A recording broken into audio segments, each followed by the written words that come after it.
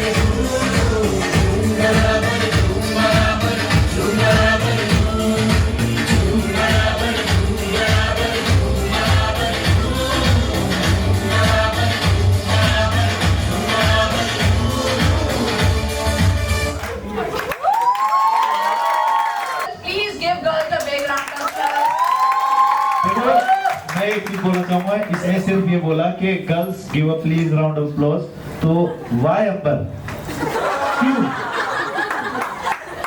ताली, क्यों? गर्ल से बोला था ना, Because appreciation फेमिनिस्ट है। appreciation required. Whether it's girl or boy. तो गाइस मजा आ रहा है कि नहीं? सब एंजॉय कर रहे हैं कि नहीं? ठीक है। तो अब नेक्स्ट हम जो है, तो अब पैकेज, देखो मैं एक चीज बोलना चाहूंगा, मैं तो अपने मेंटर को जानता हूँ, रोहित सर, लेकिन उन्होंने एक एस्केप रूट ढूंढा। मैंने इसीलिए बोला था कि अपना अपना जो भी स्नैक्स खा रहे हो उसको पहले खत्म कर लो, पर रोहित सर ने एस्केप रूट फिर भी ढूंढा। मुझे लगता है स्टार्ट तो सबके लीडर से ही होना चाहिए। तो मैं अपने लीडर से स्टार्ट करना चाहता था, but I would want Hemant sir to start the. तो कोई नहीं सर, आप जब तक खत्म कर लो, ये तो है ही। हमारे फैकल्टीज हैं तो हम लोग चाहेंगे हमारे फैकल्टीज के साथ हम शुरू करें, है ना, क्योंकि हम लोग ने तो ये ट्रेडिशन बनाया ही हुआ है कि हर इवेंट में करते हैं। अब तो सर को लाना पड़ेगा मुझे। दमशराज खेलने वाले हैं और हम फैकल्टीज को एक एक करके मूवीज देंगे और वो आप लोगों को एक्सप्लेन करेंगे। फैकल्टीज में ये भी शामिल है, एएलटीएम हमारे प्रिंसिपल मैडम। और इसमें एक ट्विस्ट है, कुछ सीएसएस के हमारे के नाम नहीं आए थे जो नॉमिनेशन में, तो उनको चाहे आप जवाब दे दो या ना दो, उनको यहाँ पे आके एंटरटेन करना पड़ेगा, भले 30 सेकंड के लिए करना पड़े, क्योंकि देखो सबने आप बैठने के लिए नहीं आए यहाँ पे, आपको परफॉर्मेंस का मजा मिला तो आप दूसरों को भी तो मजा दो, ठीक है। तो जो नहीं, चाहे आप जवाब दे दो चाहे ना दो, फिर भी आपको आगे परफॉर्म करना पड़ेगा। नाम तो 5-6 है ही, तो वो आएंगे, ठीक है। बाकी ऑल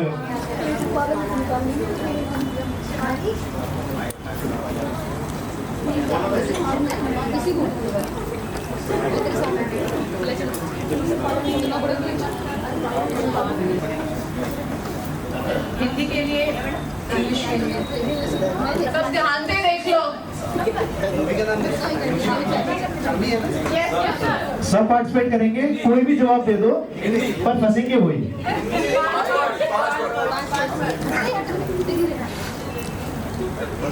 फर्स्ट वर्ड हम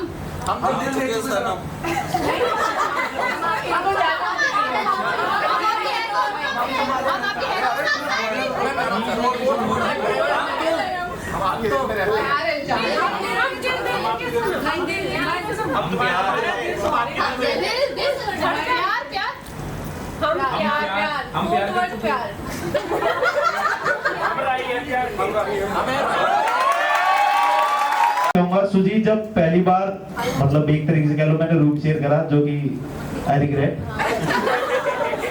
बट ठीक है, ये भी अपनी जगह सही है। ये मेरे से एक्चुअलिटी की बातें कर रहा था और वो भी मेरे से। अतुल से उम्मीद भी कैसे कर सकता है एक्चुअलिटी की? देखो खाना हो और भूखा आदमी ना बोले, तो आकांक्षा से मुझे उम्मीद थी, ठीक है। तो मैं एक चीज बताना चाहूंगा, सुजीत जो है एक्चुअलिटी की बातें बहुत करता है। इसने एक्चुअलिटी में क्या किया, पहली जब हम सो रहे थे रात में, तो ये कहता तुम खा रहे हो किस लिए, तुझे भूख लग रही है, आदेश कौन दे रहा है? मैंने बोला मैं खुद, कि तुम नहीं, तुझे पता कैसे चला तुझे भूख लग रही है? अब मैं इससे क्या बोलूं? शब्द अलग हो सकते हैं, आप लोग समझ जाए भावनाओं को। तो मैंने बोला देख भाई, मेरे से ये सब बातें मत कर, मैं इन चीजों से रिलेट ही नहीं करता। मुझे भूख लगेगी मैं नहीं खाऊंगा, लगेगी तो भी नहीं खाऊंगा, ठीक है। तो अब आप यहाँ पे एक्चुअलिटी की बात करना चाहें तो वो करें, अगर आप पुशअप मारना चाहते हैं वो मैं नहीं करने दूंगा, ठीक है। तो देखो अब सुजीत के ऊपर है, क्या करना चाहेगा? हेलो, मेरा नाम सुजीत कुमार यादव है। और एक्चुअलिटी में बात कर रहा था इससे ही, थोड़ा सा ऐसा है कि ऐसे बस क्वेश्चन मेरे दिमाग में आते हैं, हालांकि उसके एक्सपर्टाइज नहीं उसमें, कुछ देखता हूँ मुझे समझ में नहीं आता तो उससे संबंधित में क्वेश्चन करता हूँ, बस कुछ नहीं, बस यही मैं बोलूँगा। Thank you. मैडम नहीं आई थी, दोबारा मैडम आएंगी तो गर्ल पावर दिखा रही है, ये सब नहीं चलेगा। आने की जरूरत ही नहीं है, गर्ल्स ऑलरेडी पावर में है। अंबर ने फिर रूट करा।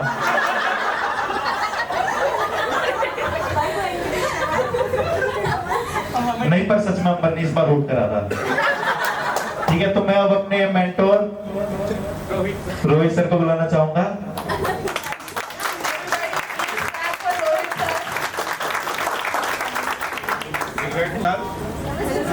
गाना मुझे आता नहीं है, बट फर्स्ट टाइम मैंने गाया था तो लोगों को थोड़ा अच्छा लगा था, इसलिए मुझे कह रहे हैं कि आप गाओ आप गाओ। मुझे पता नहीं है कि वो अच्छा था या बुरा था, अभी पता लग जाए। तो सबसे पहले तो मैं सभी को नमस्कार कहता हूँ। आज हमारे साथ नए लोग भी हैं और वो लोग भी हैं जिन्होंने अपनी पूरी लाइफ बैंक में सर्विस करते हुए बिता दी है। तो एक अलग सा, एक अजीब सा संयोग है कि नए लोग भी हमारे साथ हैं, पुराने लोग भी हमारे साथ हैं और साथ में मिलकर हम एंजॉय कर रहे हैं। ऐसा सर आई थिंक बहुत कम होता है, हमारी अकेडमी में शायद कभी हुआ हो यहाँ पर। तो हमें भाग्यशाली है कि हमें नया बैच और पुराना बैच जो रिटायर होने वाला है उनका साथ एक साथ मिल रहा है।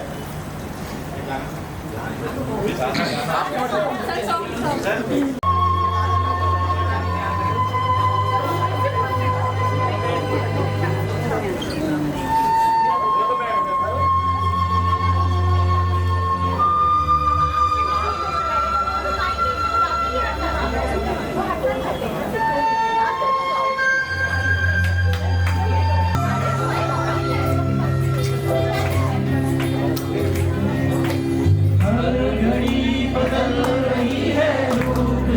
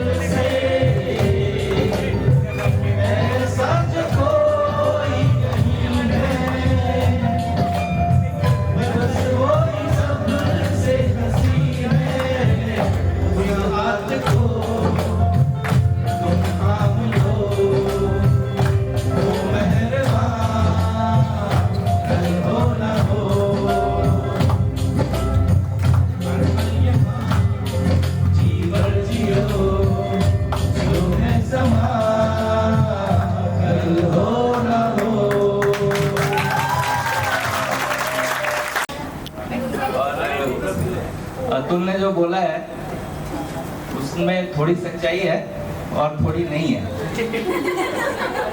मेरी तो ये तीसरी जॉब है। मैं पहले एयरफोर्स में था, उसके बाद मैंने दिल्ली पुलिस में एज ए सब इंस्पेक्टर काम किया है। तो जिंदगी को बहुत नज़दीक से देखा है मैंने, और चेहरा देख के ही इंसान क्या सोच रहा है वो बता देता है।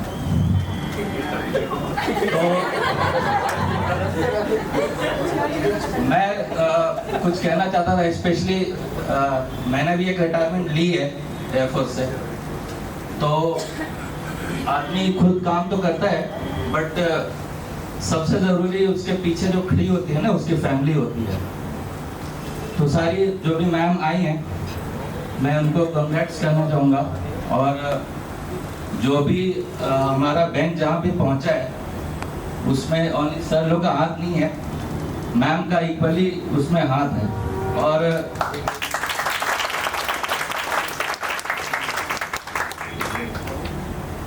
मैं थैंक यू कहूँगा क्योंकि सारे लोग फैमिली के साथ नहीं आए हैं, बट हमारे तरफ से सभी को शुभकामनाएं हैं और लाइफ को आप एंजॉय करिए अच्छे से। Thank you. इसने पीछे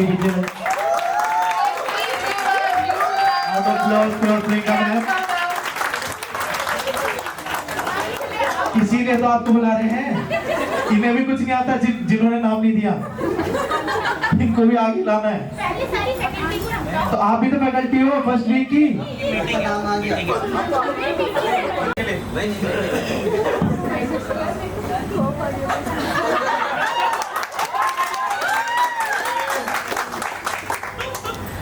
सर आपको कोई जरूरी काम है, पहले आप वो करें। हाँ सर, सॉरी सर, आपको कोई काम हो तो बताओ पहले। नहीं आपको काम हो तो पहले वो खत्म कर देंगे। तो आप सबको पता होगा आज आपकी सारी क्लासेस कैसे चल रही हैं, और इंडक्शन में आपने सब कर ही लिया होगा। ठीक है, तो होप करते हैं आगे वही चीज़ें रहें और हम कंप्लायंस के साथ वर्क करें, आप लोग ज़्यादा वो ना करें। ठीक है, बाकी सर की तरफ से इतना ही।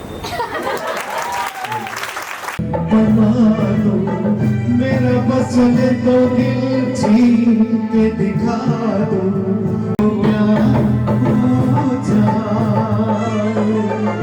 जाने कब किसी को किसी से प्यार हो। जो रिटायरीज में से एक सर हैं, वो अपना एक इंसिडेंट शेयर करना चाहते हैं, तो सर के लिए प्लीज तालियां बजा दीजिए। वो अपना एक इंसिडेंट शेयर करना चाहते हैं, तो प्लीज ध्यान से सुने। मेरे साथ में एक घटना घटने जा रही थी, घटी नहीं थी।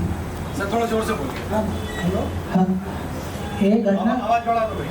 एक घटना घटने जा रही थी जिससे कि मैं बच गया। उस घटना को शेयर मैं इसलिए कर रहा हूँ, पहले तो आप लोगों ने इतना प्रेफरेंस दिया, इसके लिए बहुत बहुत धन्यवाद। आपने इतना वो करा और इतनी बड़ी इसमें हमने इतना टाइम गुजारा इस बैंक के अंदर। 31 तारीख को मेरा इस रिटायरमेंट है, इसीलिए मैं आपसे शेयर इसलिए कर रहा हूँ कि हमारे जो बच्चे भी हैं, हमारे ऑफिसर अधिकारी सारे लोग यहाँ बैठे हैं, चीफ मैनेजर, चीफ वगैरह, लेकिन आपके साथ में कोई घटना ना घटे, क्योंकि मैं इसलिए कह रहा हूँ कि अब हम तो जा ही रहे हैं कि आप लोग को थोड़ी शिक्षा मिल जाए हमारे द्वारा, तो अच्छी बात, इस चीज़ को मानेंगे हम। एक्चुअल में क्या हुआ कि मैं एक ब्रांच में आज हेड कैशियर हूँ, उस ब्रांच में भी था, ब्रांच का नाम मैं नहीं ले रहा हूँ, केवल बता रहा हूँ जिससे कि आपको याद है। एक घटना ये थी, एक सुबह 10:30-11 बजे पेमेंट आया मेरे पास, मात्र 1800 रुपये, केवल मात्र 1800 का पेमेंट था। उस पेमेंट में अंगूठा लगता है जो कि हुआ क्या कि वो जो अंगूठा जिसका लगना था वो व्यक्ति मर चुका। मरने के बाद क्या हुआ, उस बॉडी के लेके वो जो 2 व्यक्ति थे उस व्यक्ति को लेके आए ब्रांच में, बीच में बैठा लिया उसको, जब 3 लोग बैठ जाते हैं उस तरीके से बैठा लिया था और उनको लेके आए। मेरे पास अंगूठा बाहर से लगवा के लाए और ये कि पेमेंट कर दो।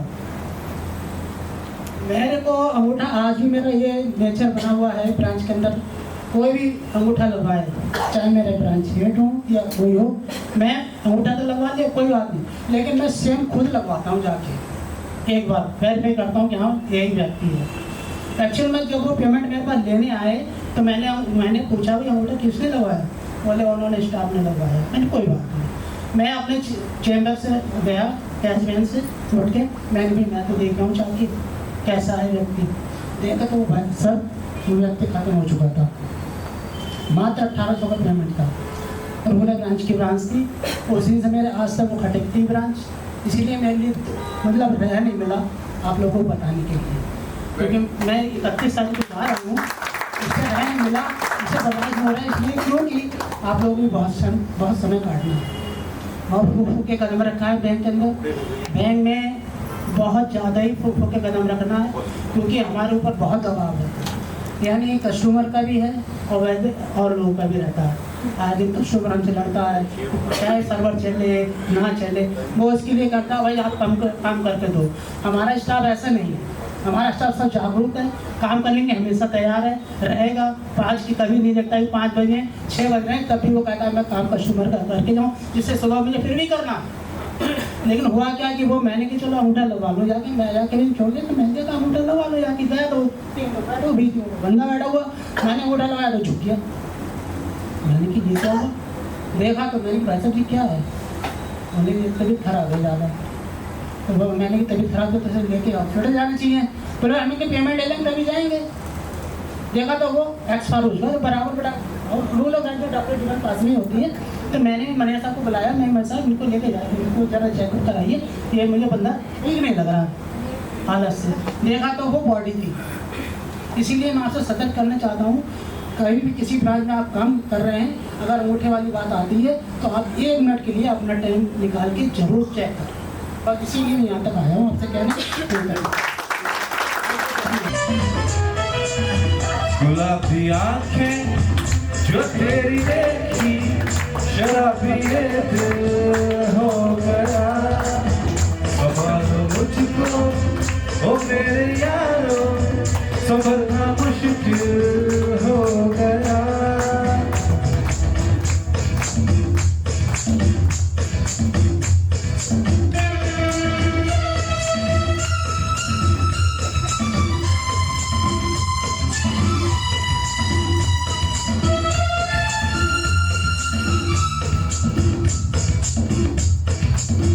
दिल में मेरे ख्वाब तेरे, तस्वीर जैसे हो दीवारों पे, कुछ पे फिदा मैं क्यों हुआ, आता है गुस्सा मुझे प्यार पे, मैं लुट गया मान के दिल का कहा, मैं कहीं का ना रहा, क्या करूं मैं दिलवार, बुरा ये जादू तेरी आंखों का कि मेरा कातिल हो गया।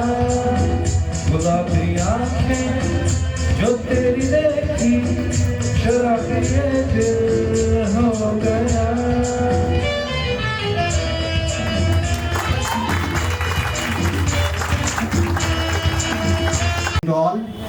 एक बार जोरदार तालियां अपने लिए बजाइए पहले। और ये बहुत रेयर ओकेजन होता है, आई बिलीव मेरे 2.5 साल के फैकल्टी टेन्योर में सेकंड टाइम ऐसा हो रहा है, जब एक रिटायरमेंट वाला बैच जो रिटायर होने वाला है और एक ज्वाइन करने वाला बैच, एक संगम, इसको मैं कहता हूँ ये संगम होता है कि जो लोग अपने करियर की शुरुआत करने वाले हैं और ऐसे लोगों के साथ वो बैठे हैं जिन्होंने इस बैंक को आज 30 लाख करोड़ का बैंक बना दिया है। तो एक बार जोरदार ताली कर देते हैं। फ्लैगशिप प्रोग्राम है पूरे एकेडमी वर्टिकल का। हमारी एकेडमी इसे बहुत लेटर एंड स्पिरिट के साथ हर बार हर क्वार्टर में सेलिब्रेट करती है। आज हमारे बीच हमारे 10 साथी हैं जो इस क्वार्टर में यानी जुलाई, अगस्त और सितंबर के महीनों में रिटायर होंगे। वो अपने परिवार के साथ आए हैं, तो आप सबका तहे दिल से शुक्रिया, आप एकेडमी आए। और आशा करते हैं ये 2 दिन हम आपके लिए यादगार बनाएंगे। और इस प्रोग्राम का नाम लाइफ बिगिन 60 क्यों है, क्योंकि हम ये मानते हैं कि अभी आपका एक नया पड़ाव शुरू होने वाला है। हमारी जितनी फैकल्टीज आएंगी यहाँ पर वो आपको यही बताएंगी कि आपका एक नया जीवन शुरू होने वाला है। तो इस जीवन को पीछे छोड़ना है और उसके बाद नए जीवन को उतनी ही ऊर्जा के साथ साथ आपने अपनाना है। और जैसे हमारे एक साथी ने यहाँ पर हमारे नए साथियों को एक बहुत गहरी सलाह दी, कैसे उन्होंने एक फ्रॉड होने से रोका, और ऐसे फ्रॉड आपके साथ आए दिन हो सकते हैं अगर आपकी आंखें खुली ना हो, सतर्क आप ना रहें, अगर हम जो सेशन का नाम देते हैं प्रिवेंटिव विजिलेंस ना हो। और एक बार जोरदार तालियां हमारे दोनों एंकर्स के लिए। तो ये जो एक्टिविटी होती है ये भी एक तरह से आपका लर्निंग फेज है। इसी तरह बैंक में हो सकता है किसी दिन अचानक आए कि एक जगह आपको जाके कैंप लगाना है, वहाँ पर आपको बहुत बड़ी ऑडियंस को एड्रेस करना पड़ेगा, उसमें ये सब एक्सपीरियंसेस आपके काम आएंगे। जिन लोगों ने परफॉर्म किया CSA बैच से बहुत अच्छी परफॉर्मेंसेज आई, आप लोगों को भी शुक्रिया, और आप लोग इसी तरह आगे करते रहें। हमारी फैकल्टीज़ को इन्होंने बहुत अच्छे से एंगेज किया, एक तो बेचारी डरा भी थी तो उसके लिए भी बहुत अच्छा आप लोगों को। अभी आगे धन्यवाद प्रस्तुति जब होगी तो मैं उसमें धन्यवाद प्रस्तुत करूंगा आपको। इंटीग्रिटी आज का सबसे बड़ा बर्निंग टॉपिक है। एथिक्स और इंटीग्रिटी पे हमारा बैंक, सिर्फ हमारा बैंक नहीं पूरी इंडस्ट्री में बात हो रही है। पिछले 2 साल बैंकिंग इंडस्ट्री के लिए बहुत बुरे गए हैं, क्योंकि बैंकर का जो मैंने जो अपने सेशन लिया था नए साथियों को, पुराने साथियों को तो बताने की ज़रूरत नहीं होती है बात, ये लोग आज रिटायर हो रहे हैं क्योंकि इनके इंटीग्रिटी और एथिक्स बिल्कुल मेंटेन रहे, इन्होंने कभी वो टूटने नहीं दिए। आप लोगों को मैंने बैंकर का सबसे बड़ा असेट बताया था, क्या था वो भूल गए होंगे अब तक। बैंकर का सबसे बड़ा असेट क्या बताया था मैंने? ट्रस्ट। एक बात जोर ढांकता नहीं, ट्रस्ट बैंकर का सबसे बड़ा असेट है, और ये ट्रस्ट तभी रहता है जब एक बैंकर इंटीग्रिटी और एथिक्स के साथ काम करता है। पिछले 2 सालों में जितनी खबरें हमने सुनी हैं, सिर्फ हमारे बैंक की नहीं पूरी इंडस्ट्री की, तो वो उस पर एथिक्स और इंटीग्रिटी पे बैंकर्स की बहुत बड़ा धब्बा बनती जा रही है। पुराने साथियों ने वो मिसाल लेके आए यहाँ तक कि उन्होंने वो ट्रस्ट को बनाए रखा। अब आपके ऊपर एक जिम्मेदारी है, जब आप ब्रांचेस में जाएं, अब आप 2 दिन बाद फुल फ्रेश क्लैरिकल की तरह पूरी पावर्स का इस्तेमाल करते हुए काम करेंगे। तो एथिक्स और इंटीग्रिटी को मेंटेन करते हुए आपने काम करना है। मैं एक छोटी सी परफॉर्मेंस, अतुल मना कर रहे थे पोएम की भी, पर मैं ज़्यादा पोएम ही कहता हूँ और पढ़ के बोलूँगा ताकि कवि की बेइज्जती ना हो। सॉरी, अपना सुनाने के लिए थोड़ा समय ज़्यादा लगेगा।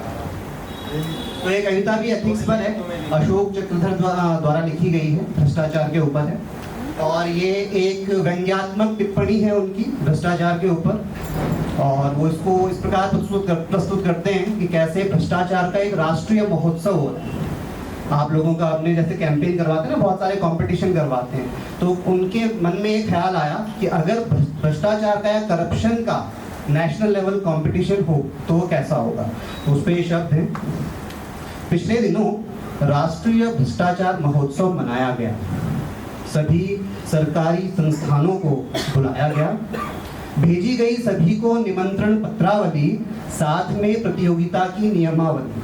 शब्दों पे ध्यान रखिएगा, लिखा था, प्रिय भ्रष्टोदय, आप तो जानते हैं भ्रष्टाचार हमारे देश की पावन पवित्र सांस्कृतिक विरासत है, हमारी जीवन पद्धति है, हमारी मजबूरी है, पर हमारी आदत है।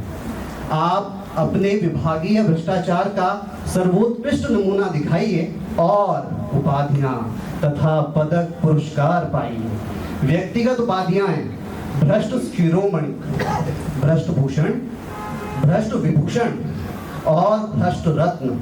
और यदि सफल हुए आपके विभागीय प्रयत्न तो कोई भी पदक जैसे स्वर्ण गिद्ध, रजत बगुला और कांस्य कौवा दिया जाएगा, सांत्वना पत्र और विस्की का पौवा दिया जाएगा।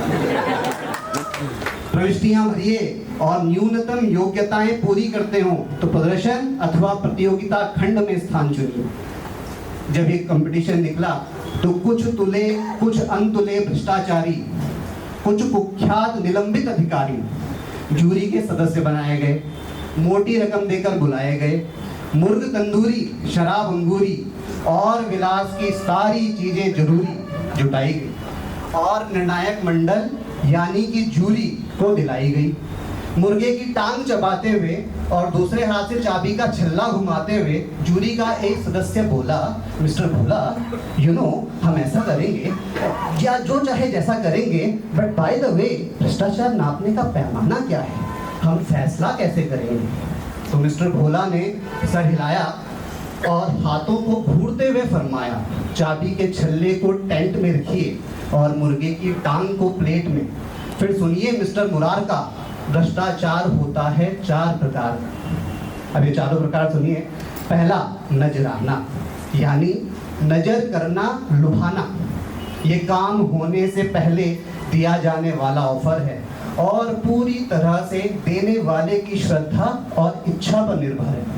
दूसरा, शुक्राना। इसके बारे में क्या ही बताना, ये काम होने के बाद बतौर शुक्रिया दिया जाता है। इसमें लेने वाले को आकस्मिक प्राप्ति के कारण बहुत मजा आता है। और तीसरा, हकराना।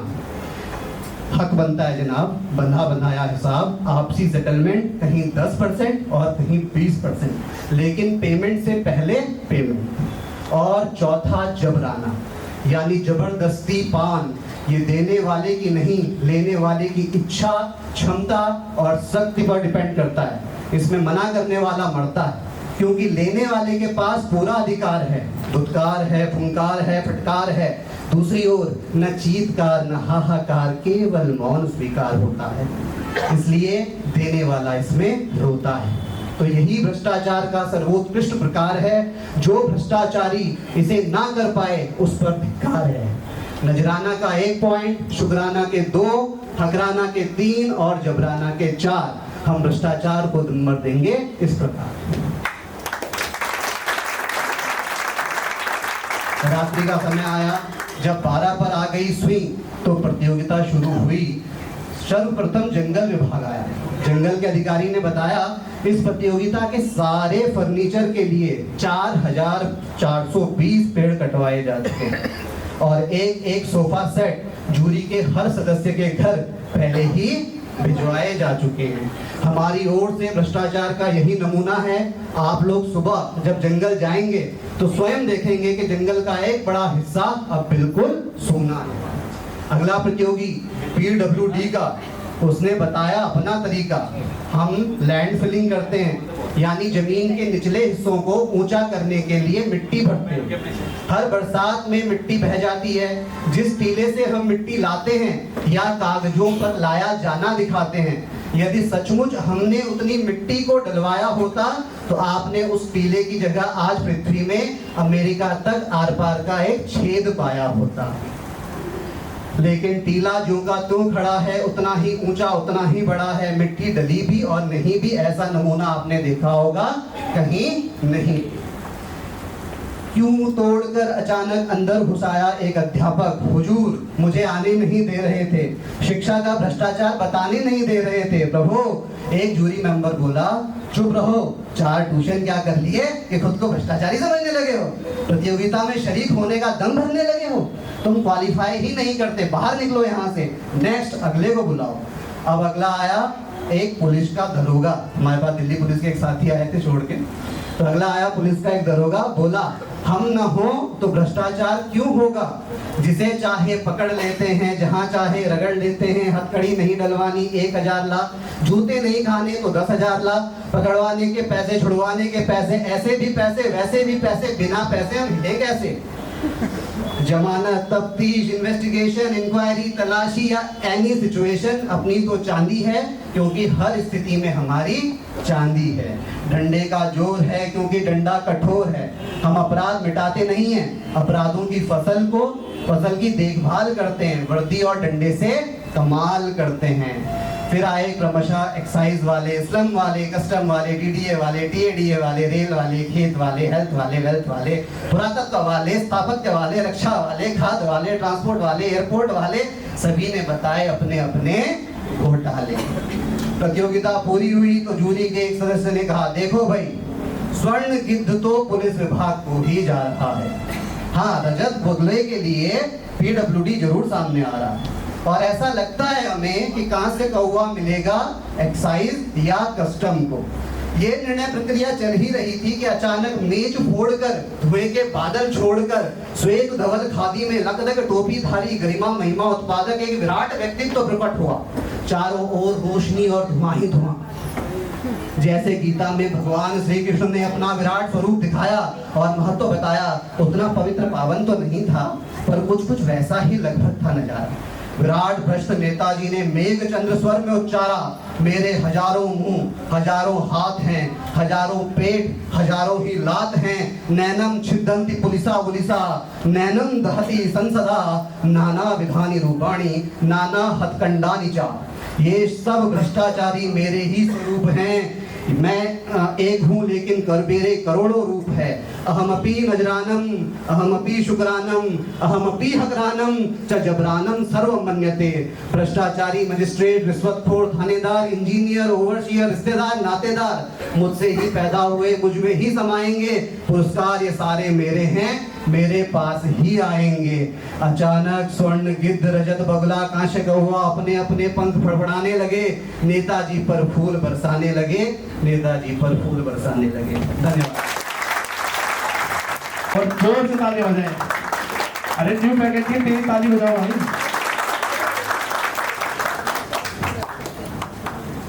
Good evening to all.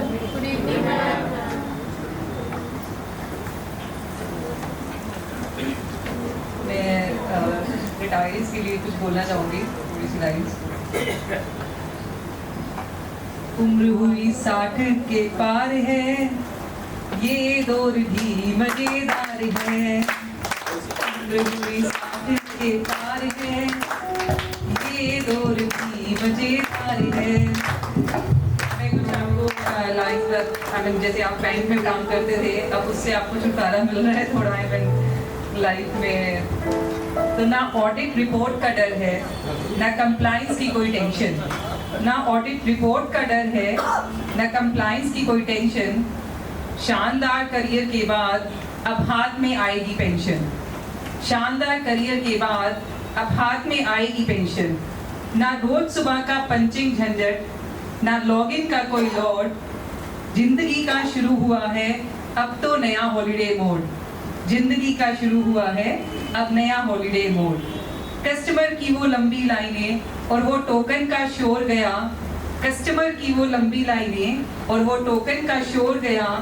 मशक्कत वाली नौकरी छूटी, सुकून का अब हंसी दौर आया। मशक्कत वाली नौकरी छूटी, सुकून का अब हंसी दौर आया।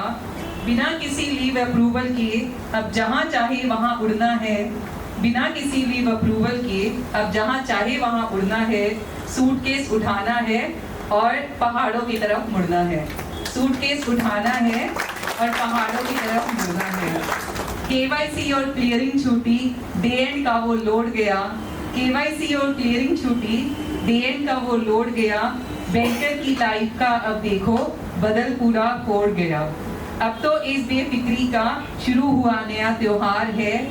उम्र हुई 60 के पार है, ये दौर भी मजेदार है। उम्र हुई 60 के पार है, ये दौर भी मजेदार है। Best wishes to all. कुछ सीखा है। All the ex servicemen please sir खड़े हो जाइए। We want to give you a big round of applause for this. तो मैं इनके नाम बताना चाहूंगा। पहले नंबर पे Mohammad Arif Khan, second Adarsh sir. Adarsh sir after 9 is my favourite donor, and Rakesh sir and Rajesh sir. Deepak sir. Sir it has been so much from you guys, but अब sir की परफॉर्मेंस के लिए सब लोग जोरदार तालियां बजाएंगे। एक्स सर्विसमैन के लिए मैं ये कहना चाहूंगा,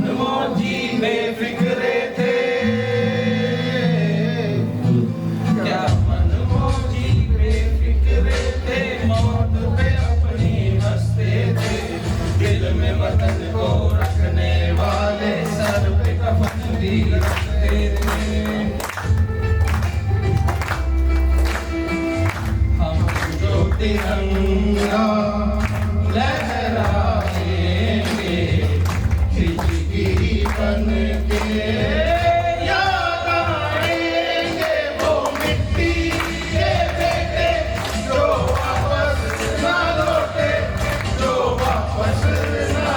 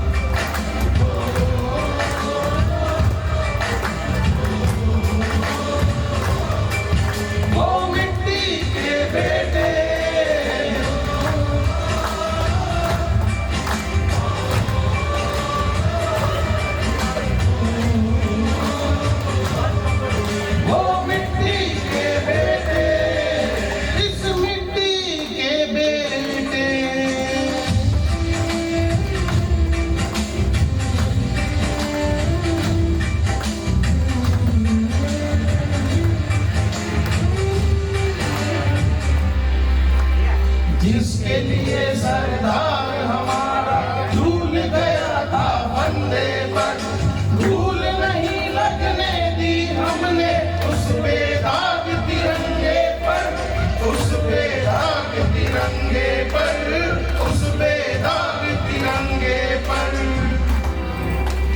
तेरा दर्द तू जाने बाबा, तेरा दर्द तू जाने बाबा, मैं तो खुशी से पागल हूँ, जिसकी गोदी में खेला मैं चला उसी के कंधे पर। लाड ले जब सर हद जाएंगे, हिचकी बन के याद आएंगे वो मिट्टी के बेटे, जो वापस ना लौटे, जो वापस ना लौटे। वो मिट्टी के बेटे, वो माँ के अलबेले, जो वापस ना लौटे, जो वापस ना लौटे। वो मिट्टी के बेटे, इस मिट्टी के बेटे।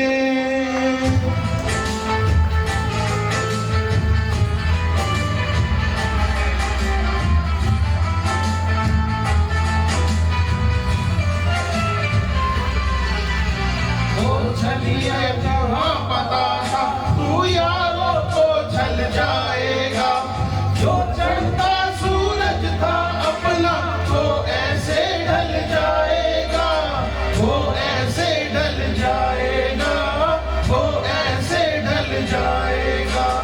तेरे बिन सरहद से हम भी, तेरे बिन सरहद से हम भी आधे अधूरे लौटेंगे, तेरी चिता में धीरे से कुछ अपना भी जल जाएगा।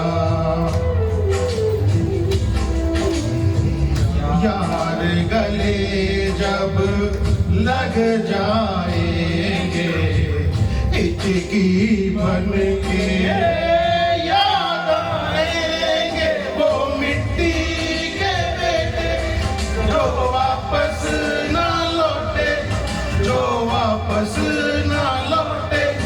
वो मिट्टी के बेटे, वो माँ के अलबेले, जो वापस ना लौटे, जो वापस ना लौटे। वो मिट्टी के बेटे, इस मिट्टी के बेटे।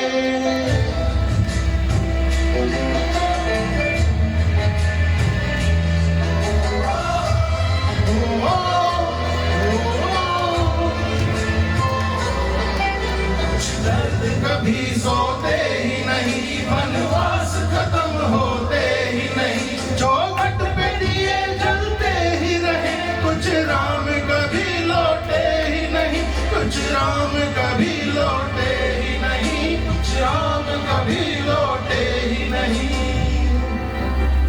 मेरे नाम का प्याला भर के, हो नाम का प्याला भर के बरसातों में पी लेना बाबा, मैं तो रहा नहीं, तू मेरी जवानी जी लेना। हम जब जन गण मन गाएंगे, हिचकी बन के याद आएंगे वो मिट्टी के बेटे, जो वापस ना लौटे, जो वापस ना लौटे। वो मिट्टी के बेटे, वो माँ के अलबेले, जो वापस ना लौटे, जो वापस ना लौटे। वो मिट्टी के बेटे, इस मिट्टी के बेटे।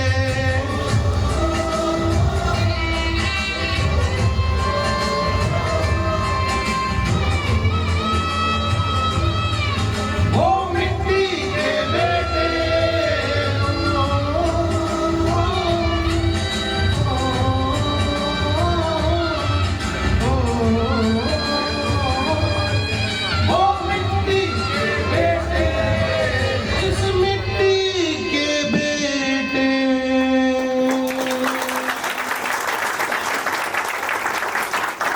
बड़ौदा ने हमें मौका दिया है, हमें मंच दिया है। जैसे कि ऑलरेडी हम सब ने पढ़ ही लिया है, bank of Baroda defence forces के लिए कितने अच्छे पैकेजेस देता ही है ना। और हम रिटायरीज को दोबारा से अपनी ज़िंदगी एक सेकंड इनिंग्स खेलने का भी मौका देता है। तो सब लोग एक बार प्लीज़ बैंक ऑफ बड़ौदा के लिए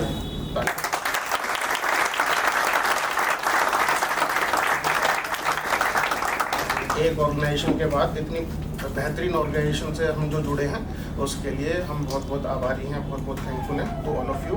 जैसे हम यहाँ ट्रेनिंग दी गई, अब तो कल ख़त्म ही हो जाएगी। तो सभी फैकल्टीज जो भी हैं हमें बहुत कुछ सिखाया पढ़ाया, और एक स्टूडेंट की तरह जो हमने नई नई चीज़ें सीखी हैं, तो उन सब चीज़ के लिए हम सारे फैकल्टीज़ को बहुत बहुत धन्यवाद देना चाहते हैं। और आप लोगों से हमने बहुत सारी चीज़ें सीखी सर।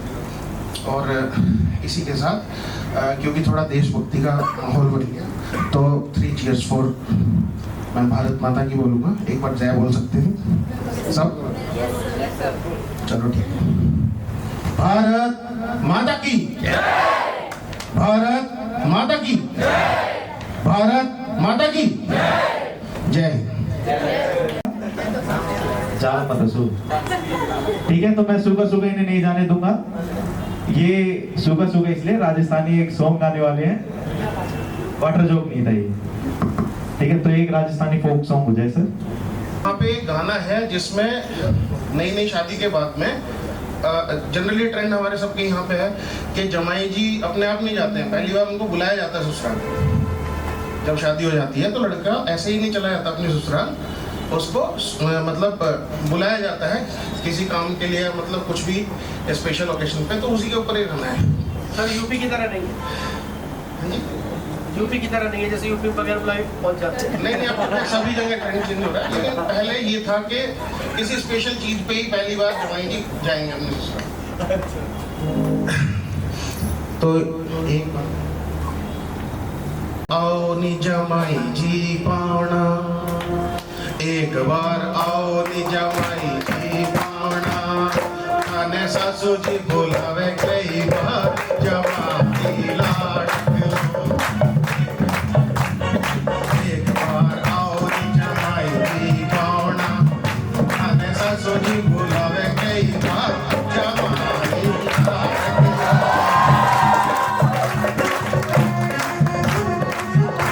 कोई राजस्थानी है जो सर को ज्वाइन करना चाहे आ सकता है।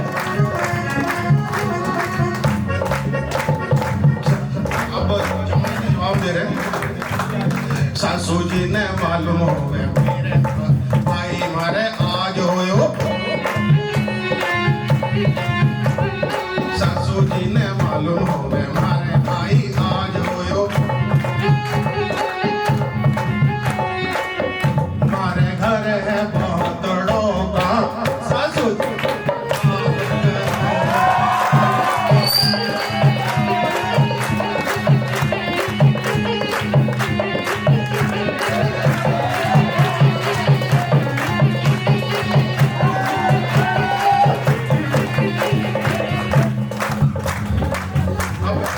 दूसरी अपील आती है,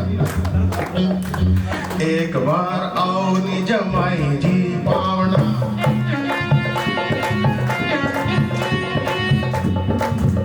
थाने साली जी बुलावे कई बार जमाई लाल।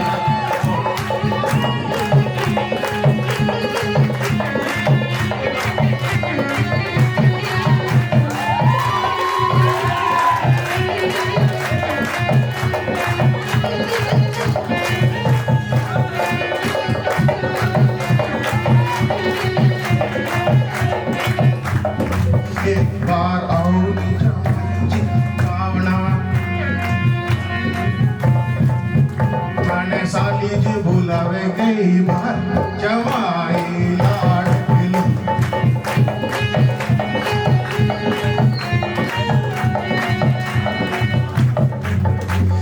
साली जी बुलावे है तो साधु जी ने भेजा, साली जी बुलावे साधु जी ने भेजा, साधु जी ना चला सारी रात। जमाई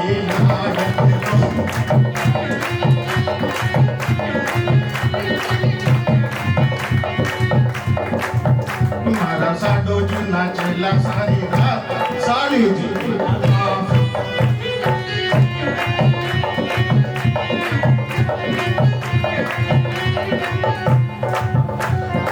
एक बार आओ नी जमाई जी पावना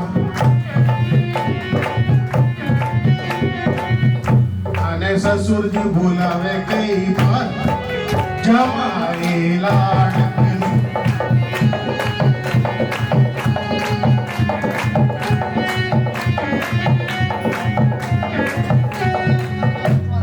ससुर जी ने मालूम हो गया मारा बाप बाजार गयो ससुर जी ने मालूम हो गए बाप मारा बाहर गयो मारे घर है लार ला ससुर जी मने नाम कर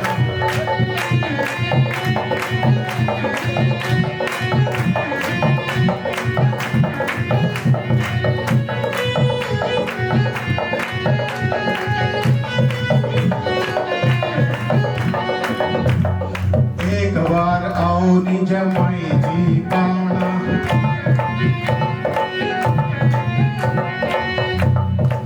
ओ थाने लाडो जी बुलावे कई बार जमाई लाडक लो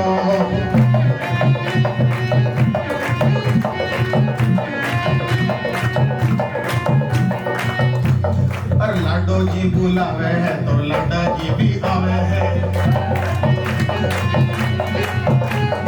लाडो जी बुलावे है तो लाडा जी भी आवे है मैं तो जाऊला सास रे भाग सास जी ने माँ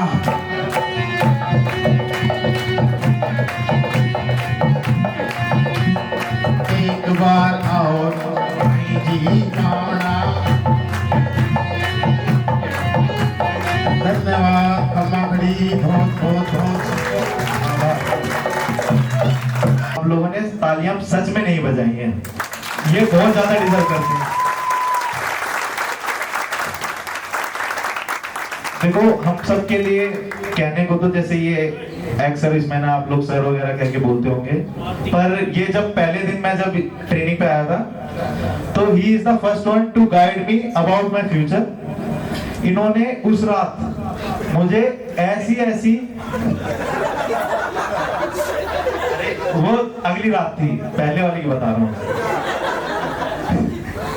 पहले अगले दिन तो हमने जानवर देखे थे, पहली रात तो थी जब इन्होंने मुझे बहुत अच्छे लाइफ लेसन दिए कि तुम्हें आगे फ्यूचर में कैसे बढ़ना चाहिए, क्या चीजें करनी चाहिए और क्या नहीं।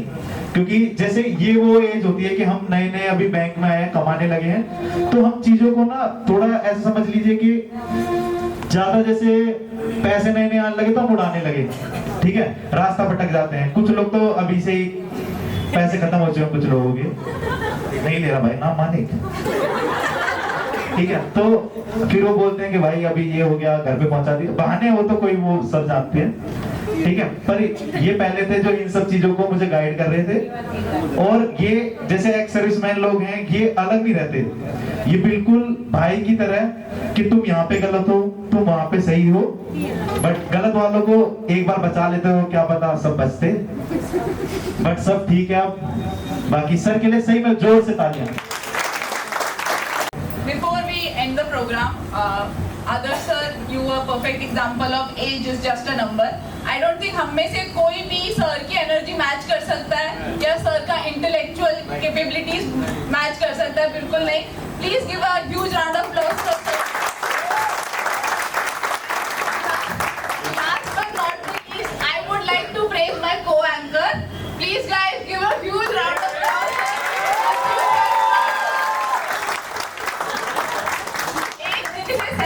थोड़ा मुश्किल था, but we managed somehow, and I hope I managed. तू सिंगल होके सिंगल हड्डी भी बोल गई, शर्म आनी चाहिए तुझे, ठीक है। मैं एक चीज बोलना चाहूंगा, इसने आदर्श सर के लिए जो बोला,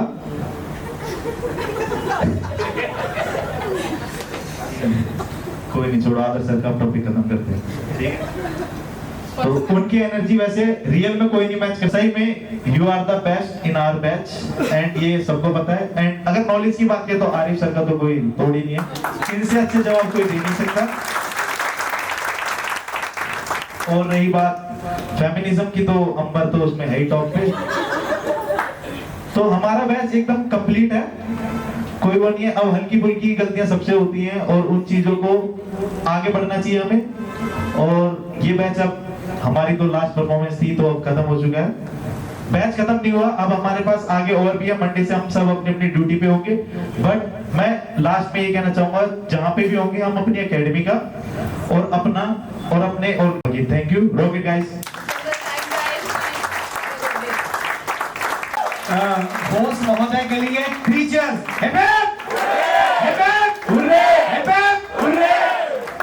कार्यक्रम का समापन करने से पहले एक फॉर्मल जो थैंक यू एक्नॉलेजमेंट देना चाहूँगा मैं। तो सबसे पहले मेरे colleague Nikhil sir, Rohit sir, Nancy ma'am, Neha ma'am, आप सबका थैंक यू, आपने इस प्रोग्राम को यहाँ तक लेके आए आप लोग। हमारे ऑफिस बॉय निखिल, हमारी म्यूजिकल टीम मैसी सर और आपकी टीम, हमारे फोटोग्राफर अकील सर, आप सब हमेशा रहते हैं यहाँ इस प्रोग्राम को सफल बनाने के लिए। हमारे all retiree batch, life begin 60 के बैच, आप सबका भी थैंक यू सो मच। आपने ये प्रोग्राम एंजॉय किया, आई होप एंजॉय किया आप लोगों ने, और आप लोग यहाँ पर रहे। आपके चेहरे मुझे बता रहे थे कि आप लोग इस पूरे माहौल में खुले मिले हुए हैं और आप इससे अलग नहीं लग रहे थे कहीं भी।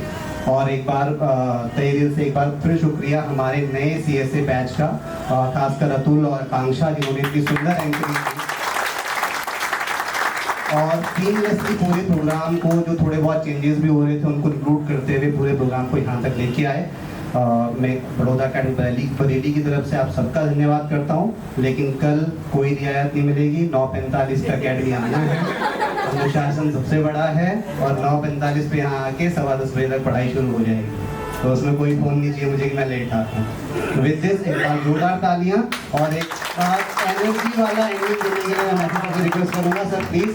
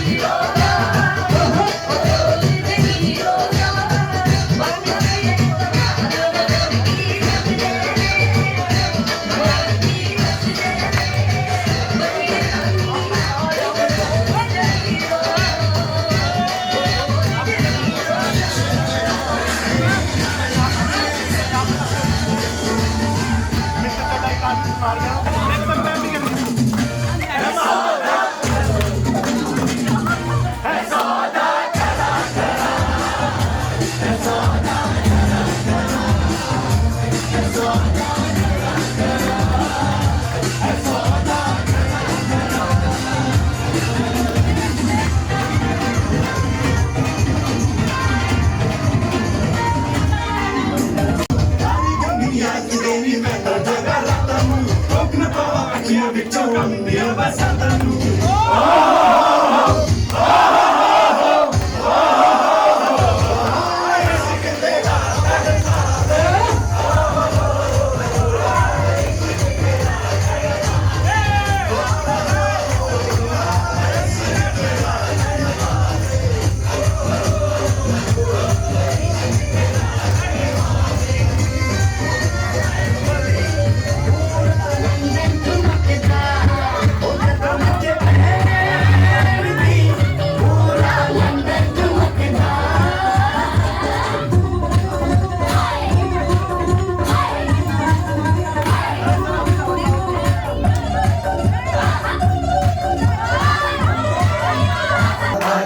चले और रंग गवा दे हमके बने सभी मत वाले